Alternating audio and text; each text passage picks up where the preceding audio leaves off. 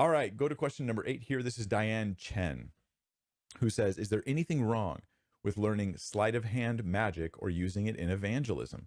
What an interesting question, Diane. The only thing I could think that might be wrong, at least that someone might say is wrong with sleight of hand magic, there's two things. One is, hey, you're being misleading. You're being deceptive, and lying or deceiving is wrong, and magic is built upon the idea of deception. And the other complaint would be that magic is magic, right? And the Bible's opposed to using witchcraft, and so you shouldn't do that. I guess there's a third objection I'll get to after I explain the first two. So the first objection is that lying is deceitful. Well, there's two different kinds of magicians, right?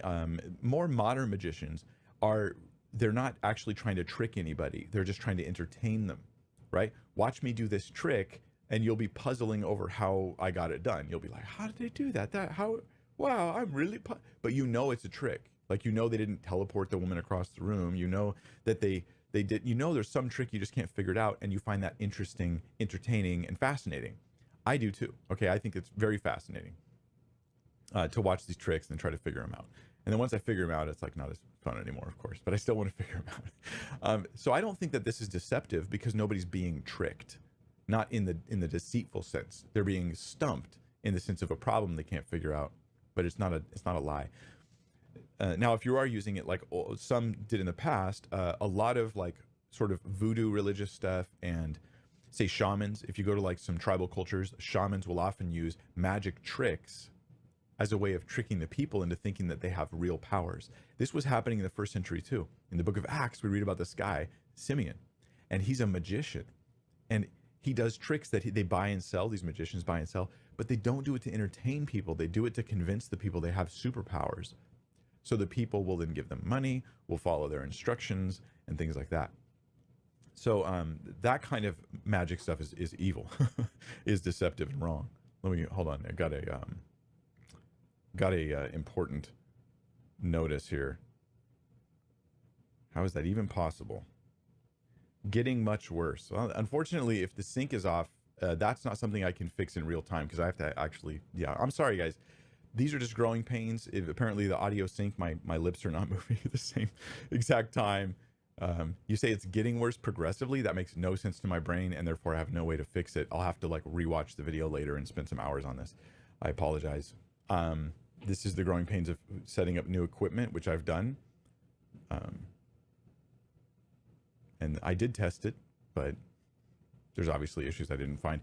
Okay, so the second issue, the second objection to magic could be that it's just associated with witchcraft. Like magic is magic, and magic is witchcraft, and witchcraft is evil. And I think we can be careful to distinguish the same word being used in a different context.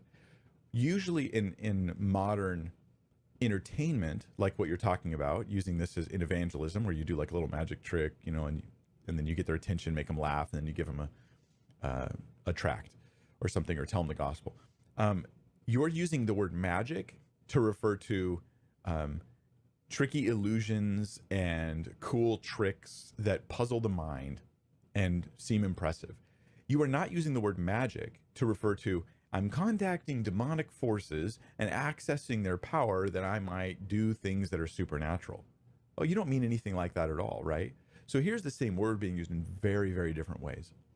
So I'm going to let those ways be different. If you're using magic in a way that's entertainment, it's not deceptive, and it's not even pretending to connect to demonic things or actual witchcraft, even pretending to would seem to be a bad idea and seem to be a moral problem, then you're fine. But if you're using magic in a way that is tapping into some what the Bible's rebuking when it talks about magic, misleading others, using spiritual forces and powers that are ungodly and wicked, however successful that is, if it's even the attempt, then that would be a wrong thing. So the final objection could be, well, it could lead down that road.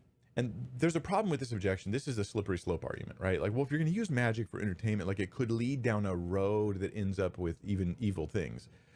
You could say this about anything, right? Like, hey, you want a piece of candy? But sugar's not really healthy. That piece of candy could lead down the road of you overusing sugar and causing yourself physical problems or gluttony. Oh man, you probably shouldn't do it. hey, you want to take a day off and just go on a drive? Like, that sounds cool, but taking that day off could lead down the road towards laziness and taking lots of days off. And you can, unless you show me that it will lead down a road, that it's likely to lead down a road, I'm going to ignore that argument, because otherwise you can't even breathe. You can't do anything in life because everything could lead down a road.